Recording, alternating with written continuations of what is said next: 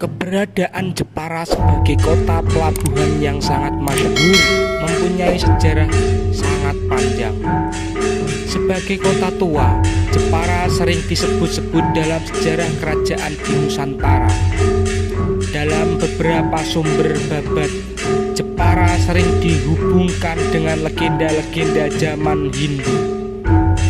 Salah satunya disebutkan bahwa Jepara merupakan daerah kekuasaan Sandang Garbo, rajanya kaum pedagang yang daerah kekuasaannya meliputi Jepara dan Juwana. Jepara juga sering disebut sebagai bandar terbesar, tempat bersandarnya kapal-kapal perdagangan dari berbagai kerajaan di Nusantara maupun dari mancanegara, serta mempunyai industri galangan kapal yang terbaik se-Asia Tenggara. Sejarah mencatat keberadaan Jepara telah ada sejak zaman kerajaan Kalingga pada abad 6 Masehi yang dipimpin oleh seorang wanita bernama Ratu Sima. Hal ini menurut catatan dinasti Tang tahun 618 sampai 906 Masehi. Meskipun belum disebut Jepara, namun pada saat itu Kalingga merupakan wilayah pelabuhan yang letak geografisnya menempati suatu titik yang menghubungkan wilayah daratan dan lautan, sehingga Jepara berfungsi sebagai tempat menampungnya surplus hasil pertanian dari daerah agraris yang kemudian dipasarkan ke daerah-daerah di seberang lautan.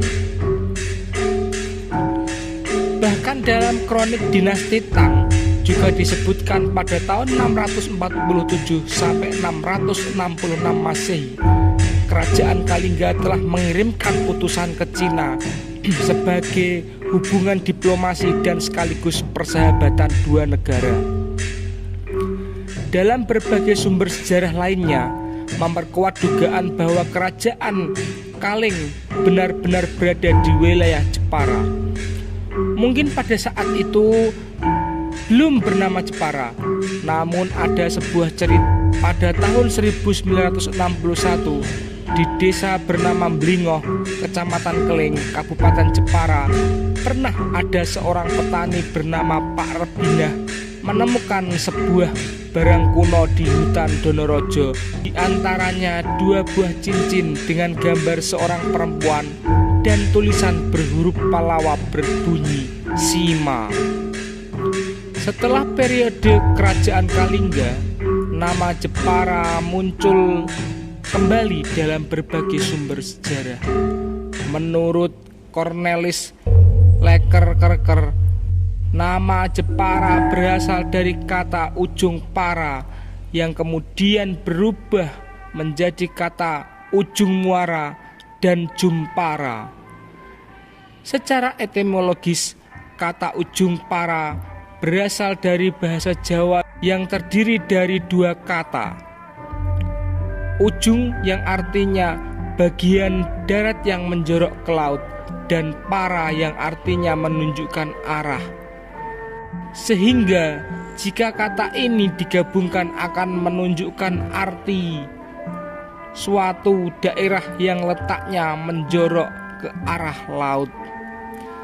Sedangkan para jika diartikan dalam bahasa Jawa bisa berarti pepara, yang artinya bebakulan mrono-mrono atau pergi berdagang ke sana kemari, sehingga dapat dipahami bahwa Jepara merupakan suatu tempat pemukiman para pedagang yang berniaga ke berbagai daerah. Sejarah panjang kota Jepara tidak bisa dilepaskan dari surut dan berkembangnya peradaban yang ada di Nusantara. Sejarah kota tua di pesisir pantai utara ini tercatat dalam kronik Cina, catatan para musafir mancanegara, bahkan ditulis dalam beberapa sastra. Sebagai pelabuhan yang sangat besar dan dilayari kapal-kapal dagang, Jepara termasuk salah satu jalur penting dalam perniagaan rempah di Nusantara. Jepara menjadi bagian penting dalam mata rantai pelayaran dan perniagaan antara Malaka dan kepulauan rempah-rempah di Maluku dan Banda. Diego de Couto, seorang musafir Portugis, mengabadikan Jepara dalam bukunya yang berjudul The Asia. Buku tersebut ditulis pada tahun 1539 sampai 1563 Masehi.